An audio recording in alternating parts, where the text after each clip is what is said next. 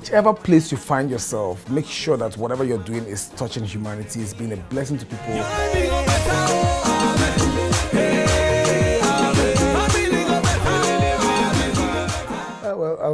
I was not one of those guys that went to church and somebody called out and then, heard one message, and because I grew up in the church, I was born in church, I grew up in the church, and I'd lived all my life with following my parents' church and all of those things, which really is not an experience between you and God. It's always like your parents taking you to church, but it happened just between me, myself, and I in my room, just getting to a point where life gets to be too tough. You have to sit down, and then I just had to go back to God and just basically, for me, it's more of a relationship thing. So had a beautiful, in a way, call it chats, and then from there, the relationship started, and I now had my own personal relationship, not necessarily the one that you had when your dad took you were going to church. I don't know, just my personal experience. Yeah, that's what you said to me.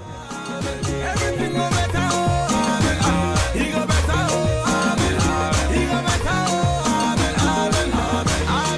basically, I'm not one of those church folks. Like I said earlier, mine is better off like relationship with God.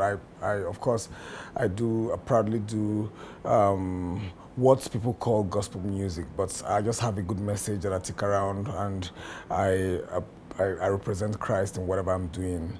I think honestly, church has had because church is not really the building. Church is people. So, but people actually see church as a building and all of those things. So, but if I should answer as a building, well, it has actually helped. But basically, what we learn when we get to church is to be equipped, is to be taught, is to be built for the outside world. For me, that's and it's not necessarily like they're going to tell you what Jesus did that you should do it. It's just for you to have an experience of who Jesus was, and if Jesus was in this world in 2016, how would he have approached things? How would he have done stuff? I mean, people have mistaken religion to Christianity, and that's not what it is. So I would say that in a way, there's been massive influence of church people. That's why you see people that have decency, people are responsible, people try. I mean, of course, all the do's and don'ts, but I better off work with the relationship I have with God. When I get into that place, I hear what I've heard, and I try to make sure it works for my life today. I mean, yeah, in the days of Jesus Christ, he had fun with prostitutes, with tax collectors, and all of those things. So there is this is church, we're meant to shine as lights, as Christians. So whatever we have inside of us is supposed to work both in government, both in families, in education, in entertainment. So that whole gospel religious thing don't work for me. I basically represent Christ in the best way that I can with the experience I've had with him, and try to put it in today's world and make sure that people see me and know, okay, there's something special and different about this guy that I cannot. So if I tell you yes, it should be yes. If I tell you no, it should be no. If I wake up in the morning and tell you good morning, you should know that it's actually good morning, and all of those things, which really, yeah, that's basically it.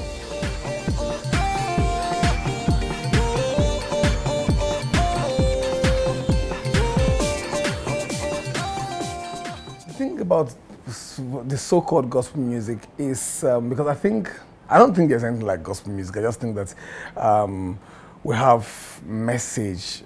The gospel is a message, and it depends on what channel you're carrying with, and it could be anything. It could be love songs. It could be, Jesus spoke about all the things you can think about, basically, and even in the Bible, there are lots of scriptures that we don't really hear that much. Songs of Solomon, where a lot was said and everything. So I am one of those people that, and I can actually split it into four for just for you to understand. There is the people that are called to do praise and worship, which I'll call the first part, that they actually sing in church to edify the church. You come into church, you listen to song and be blessed. There are people that do probably what I'll call motivation and all of those things, not necessarily preaching Jesus and all of that, but still to claim music, good music. There are people that do Secular, I honestly don't have a problem with that. You party, jam, and all of those things. The one that I think that I will not do is the one that has all the vulgar, all of this, that will not inspire, that will not bless, that will not. So outside that, I think. So whichever place you find yourself, make sure that whatever you're doing is touching humanity, is being a blessing to people.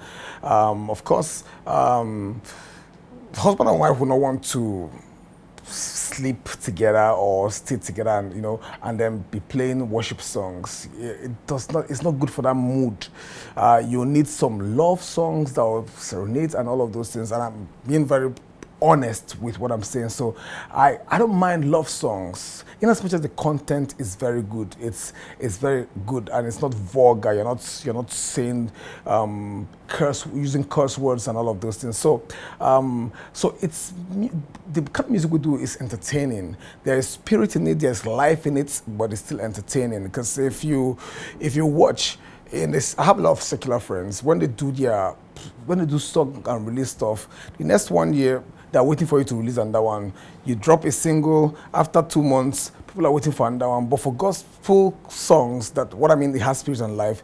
If you watch some of my colleagues that have come before me, some of the songs they drop, if you check Pan and Pastor Paul, Come Let's Praise, it is still relevant now. It has life in it. It lives. It does not, if Panam goes to anywhere and sings anything, the moment he goes back to those songs, people start screaming. People want to hear him do those songs. So every of those songs has life, has spirit in them. So that's it. So if we go to anywhere, as much as you want to just kneel down and just roll on the floor, you still want to jump and have fun and enjoy yourself. So they all work together. And I don't like the separation between gospel guys are like this, secular guys are like this. I think we do the same thing, but we have different message.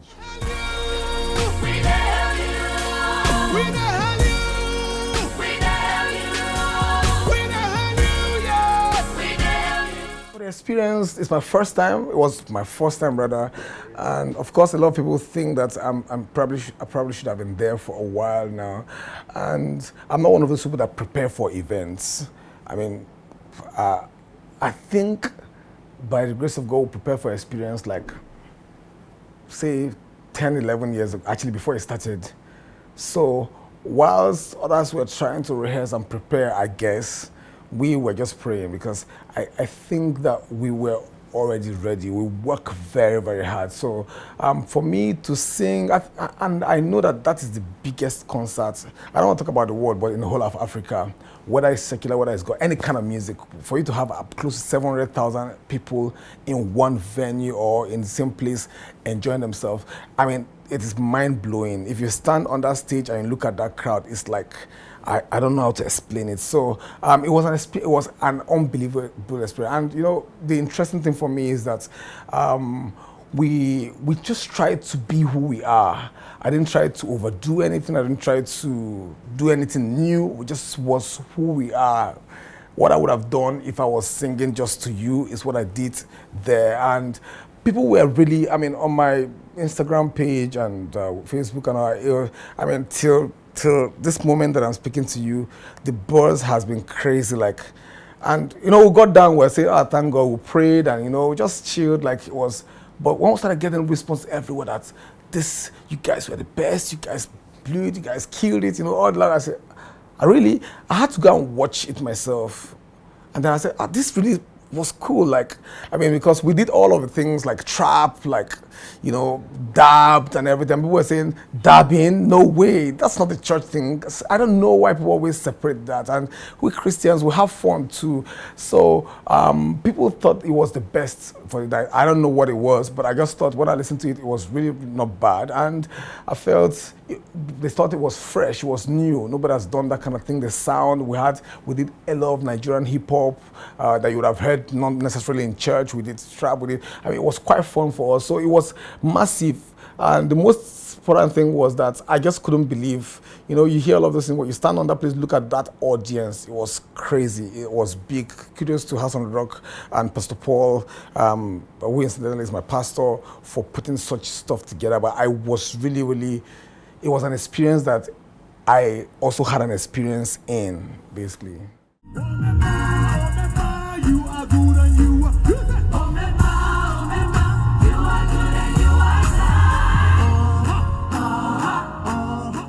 project is the, in quote, most important thing in my life right now. Every other thing has shut down. It's called Auro. Auro is a Yoruba word for bitter leaf, and it is basically, the concept of, for me, I just thought about it when it came to my head, the idea that, I mean, if you start eating bitter leaf, it's quite bitter, but if you keep chewing it and all of that, in the end, it gets sweet. And I've experienced a lot of violence. I've seen a lot, and especially with women and all of that. So I thought, people have called me. I've done lots of seminars and presentations for ladies calling me themselves, say, yeah, we don't normally see guys fight women curse and all of those things. I'm one of those people that fight, feminists that fight for women. I mean, they treat, even in our industry. So imagine a guy is shooting a video, he's all well dressed up and everything, and you have all the ladies behind naked. Why? I think it's an abuse. And I always say it everywhere. I mean, of course they say that if you're not naked, you will not blow, and all of those things. But I don't understand that, the whole thing.